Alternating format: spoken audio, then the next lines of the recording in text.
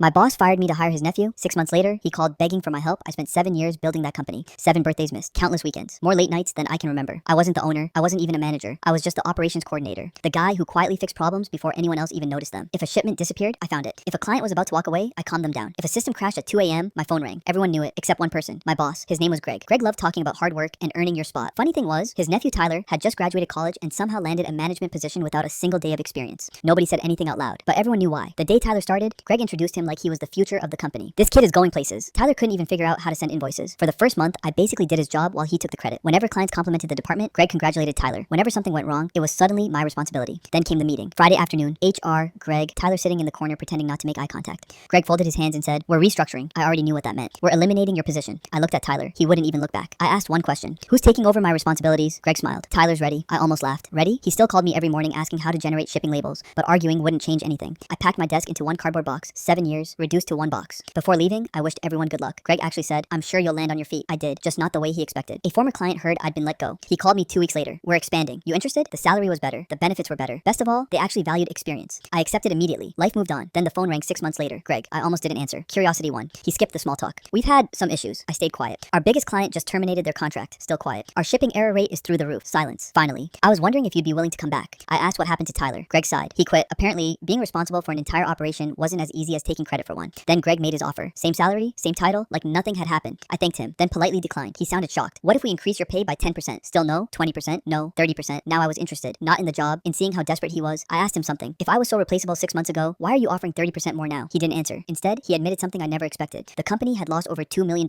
in canceled contracts. Clients were furious. Deadlines were constantly missed. The systems I'd built over 7 years had slowly fallen apart because nobody actually understood how they worked. Not even Tyler. Especially not Tyler. Here's the part Greg didn't know. The company I worked for now had just started looking for office space. Guess whose building was available? Greg's. His business was shrinking so fast they had to move into a smaller location. My new CEO asked if I knew anything about the property. I smiled. "Actually, I know quite a bit." A month later, my new company signed the lease. We moved into Greg's old office. The funniest part, my desk ended up almost exactly where my old one used to be. Only now, the paycheck was bigger. The office was nicer, and nobody expected me to clean up someone else's mistakes. A few weeks after we moved in, Greg stopped by to collect some mail that had been delivered to the old address. He saw me through the glass. For a second, we just stared at each other. He walked over and said, "I guess things worked out for you." I smiled. They really did. Then he said something I'll never forget. I should have listened to everyone. Turns out, after I left, several employees warned Greg not to replace experience with family. He ignored every one of them. Within a year, half the department quit. The company never recovered. Last I heard, Greg sold the business for a fraction of what it used to be worth. As for Tyler, he bounced through 3 different jobs in 2 years. Everywhere he went, people expected results instead of connections. Turns out, nepotism can get you hired. It can't make you competent. A lot of people asked if I ever felt tempted to go back for the higher salary. Honestly, no. Sometimes the biggest promotion isn't a better title. It's finally working somewhere that respects what you bring to the table. Looking back, getting fired was the best thing that ever happened to my career.